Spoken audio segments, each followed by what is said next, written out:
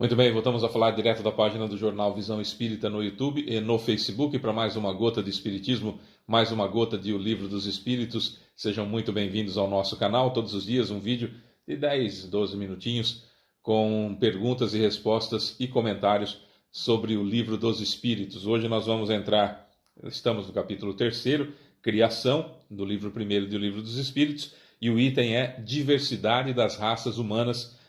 Estudaremos 52, 53, 53A e 54. Essas são as questões. Sejam muito bem-vindos conosco. Aproveite, todos os dias temos um vídeo novo, um vídeo diferente com mais questões do Livro dos Espíritos e nesse crescente, da ideia de separar definitivamente a ideia de Deus, um sujeito com um cajado na mão, com uma barba longa, com um caderno que fica anotando aquilo que você faz de bom ou de ruim e penalizando a gente com uma ideia perpétua de inferno para, às vezes, delitos absolutamente leves. Quer dizer, você tem uma vida digna inteirinha, no final da vida você se desespera e faz uma tolice qualquer, e aí nessa ideia antiga, de antigamente que se entendia de Deus, ele jogava você no inferno eternamente por uma única falta, malgrado, independentemente daquilo que aconteceu durante toda a sua vida. Com o estudo do Livro dos Espíritos, Espiritismo, que é uma religião, é uma doutrina que tem religião, que tem ciência, que tem filosofia, para a gente mudar de vida e ser melhor e evoluir e fazer aquilo que o Cristo fez, uma doutrina absolutamente cristã, vem trazendo para a gente a ideia de Deus muito maior do que a gente podia imaginar, muito mais abrangente do que a gente podia supor, com muito mais atributos infinitos do que a gente imaginava, já que Deus é infinito em todos os seus atributos e é eterno, sempre existiu e sempre vai existir. Diferente da gente que foi criado e sempre vai existir a partir daí. Um pouquinho diferente as situações, a gente está estudando isso. Nessa diversidade das raças humanas, hoje, 2022, é um pouco mais fácil a gente compreender tudo isso porque tem estudo de fósseis, tem descobertas, tem muito mais material hoje. Então, como a gente já viu no vídeo anterior, Adão e Eva, evidentemente que não existiram na forma que é contada na Bíblia. Aquilo é uma alegoria, para nós entendermos, por exemplo, a criação. Mas não existiu daquela forma, até porque não daria para popular todo mundo com 8 bilhões de pessoas, tendo ainda entre Adão e Eva um período que teria acontecido, que seria o dilúvio mundial, e que teria extirpado a vida na Terra outra vez. Quer dizer, não dá tempo de termos 8 bilhões de pessoas, evidentemente. Mas não só isso, a ideia de pluralidade das diferenças, porque são muito grandes as diferenças entre povos, entre pessoas, entre organismos e tudo mais. E a gente vai ver um pouquinho agora isso na diversidade de raças humanas. Não dá para nós termos uma origem única, Adão e Eva, começou tudo lá. E aí, tantas raças diferentes na raça humana, tantos tipos diferentes na raça humana, evidentemente, não cabe. Não cabe essa lógica em 2022. Até alguns anos, até 500 anos atrás, até se acreditava nisso mais facilmente. Hoje já é mais difícil. Vamos lá, questão 52. De onde provém as diferenças físicas e morais que distinguem as variedades de raças de homens na Terra? Resposta: do clima, da vida e dos hábitos. O mesmo ocorre com 2 filhos de uma mesma mãe que, criados um longe do outro e de maneiras diferentes, em nada se assemelhariam no tocante à moral. Aqui no tocante à moral a gente pode até mudar um pouquinho e entender no tocante a valores. Então você pega gêmeos e colocam eles em países diferentes, com famílias diferentes, com culturas diferentes, nós vamos ter pessoas com valores diferentes. Que a moral abrangeria mais a evolução do espírito, Então, por falta de uma palavra melhor, lembrando que nós estamos utilizando a tradução da editora M, do Livro dos Espíritos, aqui fica mais fácil a gente entender, pelo nosso estilo de estudo, valores. Então, os valores que a gente tem seriam diferentes, a cultura seria diferente. Você pega filhos gêmeos de uma mesma mãe, coloca ele cada um em um país totalmente diferente, com clima diferente, com cultura diferente, com tudo diferente, e eles terão valores diferentes, serão pessoas, malgrado, independentemente da sua aparência, né, serão pessoas absolutamente diferentes, embora são espíritos diferentes, já seriam diferentes. Estamos falando aqui no que concerne à localização no globo terrestre, tá? 53. O homem surgiu em vários pontos do globo? O homem surgiu em vários pontos do globo. Sabe-se que a humanidade começou na África, hoje. Mas sabe-se também que há espíritos que reencarnaram em locais diferentes da África e que, quando a civilização, entre aspas, chega em determinados pontos, já há habitantes lá. Aqui na América, quando chegaram no Brasil, tinha gente. Como tinha gente na América Central, como tinha gente na América do Norte. Na Oceania tinha gente também. Como que os aborígenes estavam lá? Ah, mas na época da Pangeia, então o Pangeia, quando os continentes estavam todos juntos, né? Então houve uma migração da África para lá. Muito provavelmente isso aconteceu. Mas, olha essa resposta aqui. O homem surgiu em vários pontos do globo? Resposta: sim, e em diversas épocas. E esta é uma das causas da diversidade das raças.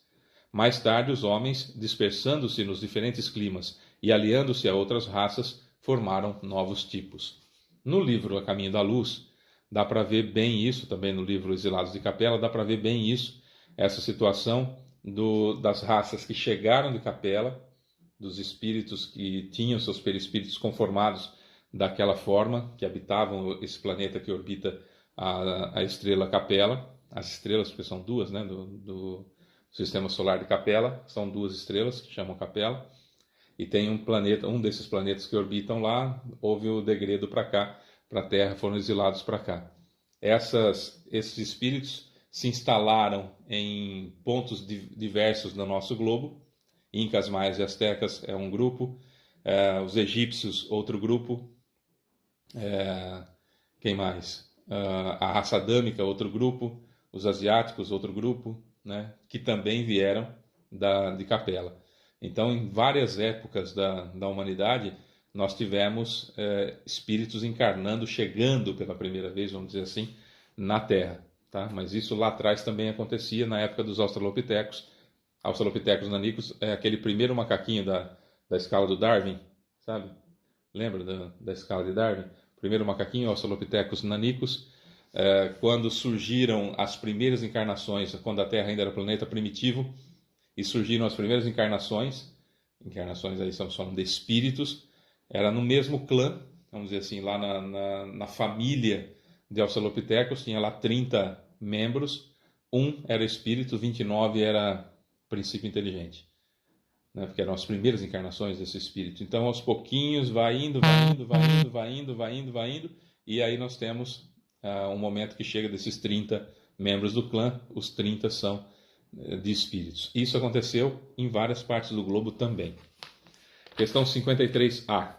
Essas diferenças constituem espécies humanas distintas? Certamente não. Todos pertencem a uma mesma família. As diferentes variedades do mesmo fruto impedem-no de pertencer à mesma espécie? Sempre os espíritos fazendo a gente raciocinar. Essa é a ideia do espiritismo, né? Raciocinar. Fé inabalável só é aquela que pode encarar a razão face a face em todas as épocas da humanidade, já diz Kardec. Então precisamos raciocinar. E os espíritos perguntam para Kardec também, colocam ele, pensa aí. Né? Somos uma raça só, raça humana. Raça humana, somos uma raça só. Porém, com algumas variedades, vamos colocar assim, né? Com algumas diferenças. Há pessoas asiáticas, há pessoas do meio da Ásia, há pessoas negras, há pessoas vermelhas, há pessoas brancas. Hoje uma grande miscigenação, é verdade, mas com tipos físicos bem diferentes. Bem diferentes mesmo. A ponto de você olhar e falar assim, esse aqui é do país tal, esse aqui é da região tal. Dá para se perceber essa grande diferença. O que corrobora e colabora para que nós entendamos que não houve uma origem única. Se tivesse havido uma origem única, seríamos todos iguais. Né? A mistura dos cromossomos daria sempre o mesmo tipo de raça. Né? E essa diversidade enorme que existe, evidentemente, é porque houve, em algum momento, diferentes espécies, diferentes diferentes espíritos que foram encarnando em partes diferentes do corpo. Aconselho você que gosta dessa parte, que pode ajudar na sua evolução, esse conhecimento, o livro A Caminho da Luz, de Emmanuel por Chico Xavier, ou de Chico Xavier por Emmanuel, e Exilados de Capela, de Edgar Armond. São 2 livros fantásticos que a gente vai entender muito esse povoamento da Terra, essa diversidade das raças humanas, que é muito interessante mesmo a gente poder conhecer. Tá? Questão 54. Se a espécie humana não provém de um só fruto, de uma só origem, os homens devem deixar de se ver como irmãos, já que a gente não é todos originários de Adão e Eva, a gente pode se considerar então não irmãos? Resposta: todos os homens são irmãos em Deus, porque são animados pelo Espírito e tendem a um mesmo objetivo. Vós sempre quereis tomar as palavras ao pé da letra. Aí o Espírito de novo aqui, o Espírito de verdade, Jesus, né, e seus prepostos. Sempre a ideia da letra, né? Sempre a ideia da letra, sem analisar o fundo das coisas. É claro que somos irmãos porque somos criados por Deus e não porque somos originários de Adão e Eva. É muito mais completo e muito mais complexo o assunto. Nós somos irmãos pelo simples fato de termos sido criados por Deus. Todos nós temos uma origem única. Fomos criados simples e ignorantes. O princípio inteligente que deu origem a mim começou lá no mundo... No reino mineral, passou individualizado pelo reino vegetal, passou pelo reino animal e aí surgiu como espírito, aí eu surgi como espírito, aí você surgiu como espírito, aí nós surgimos como espírito, a partir de uma criação divina. Portanto, somos todos irmãos, queiramos, gostemos ou não. Né? Esse é um ponto. E há uma situação interessante também que a gente deve se lembrar, que esse relato está no livro Céu e Inferno, e o subtítulo é Espírito de Castelnaudary. Espírito de Castelnaudary. Está no livro Céu e Inferno. Esse sujeito levam até Kardec e falam, olha, tem uma casa, aspas, mal assombrada, que toda vez que alguém chega lá, sente a presença do Espírito. Pessoas que foram morar lá sentiram até fisicamente a presença desse Espírito e tal. Precisamos tentar descobrir do que se trata. Kardec então faz uma evocação. Invocar, eu me ligo a Jesus. Evocar, eu trago para perto de mim um espírito. E aí evocaram esse espírito e ele não conseguia escrever, mesmo com o auxílio do guia espiritual dele, não conseguia escrever na psicografia, principalmente a palavra Deus e tudo mais, ele tinha certa dificuldade. O relato é muito bonito, convido você a ver no livro Céu e Inferno, completo, estou contando com as minhas palavras, com a minha emoção. E aí, num determinado momento, Kardec descobre que ele matou a esposa, que ele achou que a estava traindo, e matou o irmão dele, com quem ele achava que a esposa a estava traindo, ou estava traindo. E aí, ele não foi preso por uma questão de ser um homem de posses e tudo mais, mas ficou amargurado na casa e, quando desencarnou, o seu perispírito tinha a forma que ele se entendia, ou seja, uma roupa rota, rasgada e cheia de sangue com uma faca na mão, que era como ele se via vivenciando 24 horas por dia o assassinato da mulher que ele amava e do irmão. Bom, isso já havia acontecido há 200 anos. Fazia 200 anos que ele estava naquela situação, vivenciando dia após dia o remorso o corroendo pelo duplo assassinato. Antes disso aí, diz São Luís e Santo Agostinho, que orientam Kardec acerca desse assunto, e dizem o seguinte: olha, esse sujeito, esse espírito da cidade de Castelnaudary, esse sujeito é a segunda encarnação dele na Terra. Antes ele estava em um mundo primitivo. É a segunda encarnação dele na Terra. E na encarnação anterior a essa, que ele matou a esposa e o irmão, ele era de uma tribo de canibais. Ele nasceu em meio a uma tribo de canibais, que foi a primeira encarnação dele na Terra, mais próximo do primitivismo, do primitivo. Então ele saiu de um mundo primitivo, encarnou na Terra numa tribo de canibais, e depois encarnou em Castelnaudary. E aí, na convivência com as pessoas, ainda tinha a brutalidade de querer resolver na base da faca, enfim, se sentiu traídos, independentemente de tê-los sido ou não, e matou a esposa e matou o irmão. Né? Mas naquela encarnação havia matado só 2. Fábio, mas você está falando só 2 como se fosse... Não, estou falando no sentido da evolução. Ele estava no mundo primitivo, encarnou numa tribo de canibais e nessa encarnação matou só 2. Houve uma melhora, evidentemente. Mas precisa pagar por isso, etc, etc. E vai responder, vai ser responsabilizado por isso, evidentemente, pela lei de causa e efeito. Tá? O que eu quero dizer é o seguinte. 200 anos antes de Kardec, estamos falando de 1600. Para ser uma tribo de antropófagos, uma tribo de canibais em uma encarnação anterior, estamos falando aí por volta de 1400, para arredondar, vai. Se quiser 1300, se quiser ano 1000, vai. Quer dizer, no ano 1000, é depois, mas só para a gente arredondar para mais.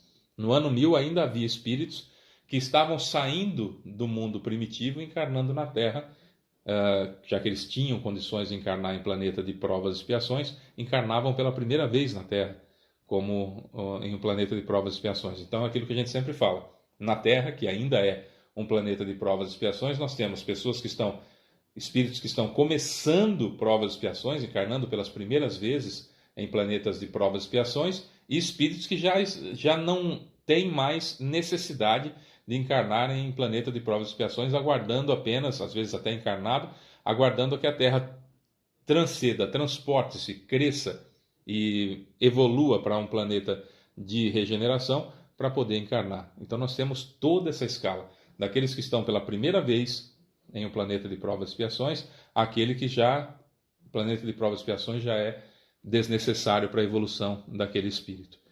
É isso. São muitas informações. Convido vocês que queiram estudar mais a fundo esses 3 livros. Recomendo a vocês. Convido para que leiam. A Caminho da Luz, de Emmanuel por Chico Xavier. Exilados de Capela, Edgar Armond. E O Céu e o Inferno, de Allan Kardec. Eu sou Fábio Pereira. Essa é mais uma gota de Espiritismo. A gente volta amanhã com mais informações para você. Um beijo enorme e até lá.